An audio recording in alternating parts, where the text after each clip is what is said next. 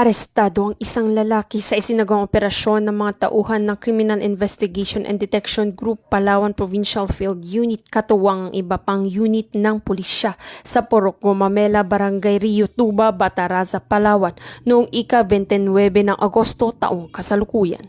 Kinilalang sospek na si alias Boy Muslim, 56 anyos, residente na nasabing barangay. Batay sa ulat, pinangunahan ng Criminal Investigation and Detection Group Palawan Provincial Field Unit ang operasyon kasama ng Regional Intelligence Division 4B at mga kasapi ng Provincial Intelligence Unit Palawan Police Provincial Office, First Palawan Mobile Force Company at Bataraza Municipal Police Station.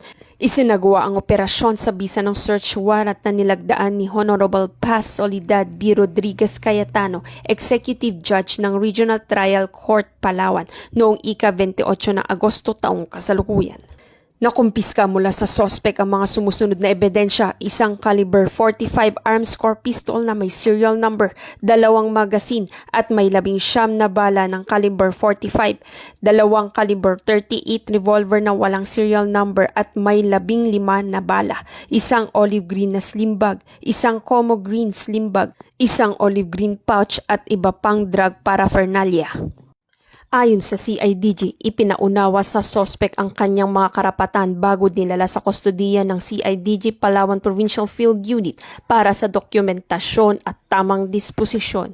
Ang matagumpay na pagpapatupad ng oplang paglalansag Omega sa Palawan ay patunay na patuloy na kampanya ng kapulisan laban sa iligal na pagmamay-ari ng baril at paggamit ng droga. Ipinapakita nito ang determinasyon ng CIDG at ng iba pang unit ng Philippine National Police na tiyakin ang seguridad at kapayapaan sa mga komunidad lalo na sa lalawigan ng Palawan. Malinaw na naipapamalas ang pagsasabuhay ng 7-point agenda ni Acting Chief PNP, Police Lieutenant General Jose Melencio C. Nartates Jr. sa masinop na pamamahala, pagtutok sa partikular na krimen at pananatili ng seguridad ng komunidad. Sa pamamagitan ng mahigpit na pagsunod sa batas at tamang proseso, lalo pang napagtitibay ang tiwala at suporta ng publiko sa kapulisan. Mula dito sa Palawan Police Provincial Office, ako ang inyong PNN Correspondent Patrolwoman Eloisa Joy Beredo, alagad ng batas, tagataguyod ng balitang pulis.